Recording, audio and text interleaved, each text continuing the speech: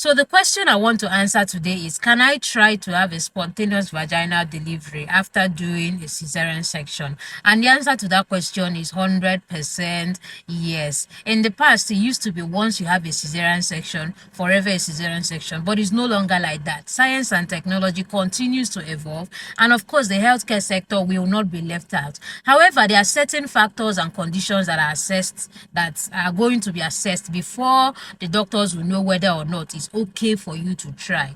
One of them is, what kind of incision did you have? If you had the farnesene incision, like the one that is just at the bikini line, and it's only once that you have done it, yes, your next pregnancy you can actually try to do a spontaneous vaginal delivery.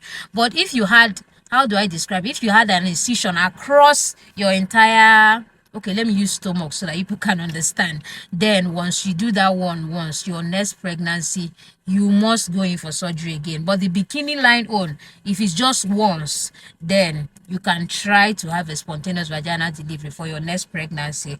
Then another question that you will need to answer, or another thing that we'll have to put in place to know whether we'll try you for normal labor, is was the child, like the child that came out from the pregnancy that you had, this is that ended in the cesarean section, was the child like 1 year and 3 months before you took in again? Because that's the period of time that we're estimating that you would have taken for the scar to heal properly and all of that. So if you went to go and take in when your child was 9 months, just forget about it and prepare for your cesarean section. You must do it again. But if you waited, then you're good to go. Then the other thing we'll want to consider is, why did you even have surgery in the first place? The reason is that we want to know if it's something that is going to happen again or something that can change. For example, maybe you got to your 38th week the last time, then they now send you to do scan and the baby was lying across like this. That was why they sectioned you that time.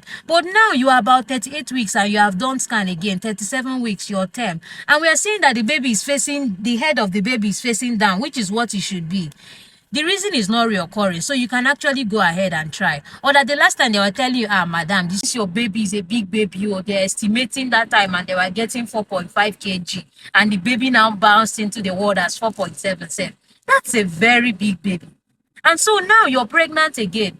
They have started estimating. People are doing their calculations. They are getting 3 kg. They're getting 2.9 kg. That's a baby that has normal size. And we will allow you to push. But if we're estimating again this time around and you're getting another 4.5, nobody will allow you to push you. Nobody will, because that situation is reoccurring, is happening again. And that's why it's important for me to say at this point, don't use because you now watch this the because I know that they should have cancelled you well in that hospital where you did the surgery. That's, you should, your next pregnancy, don't register for antenatal early, do this and do that. You now see this video and say, I'm not going to register, I will not do this, I will not do that.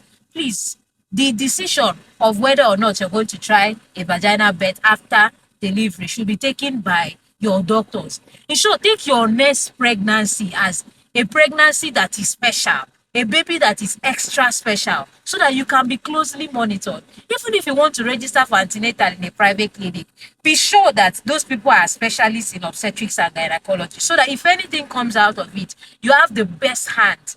Go to a federal medical center, go to a teaching hospital, like, so where things are partitioned, where things are sectioned properly, so that you can get the best care that is possible, so that your labor can be monitored adequately, and so that all hands will be on deck to ensure that you are successful at it. It's not a decision you make by yourself. Don't just go and register in any random maternity home and just be doing things anyhow if you have a previous cow.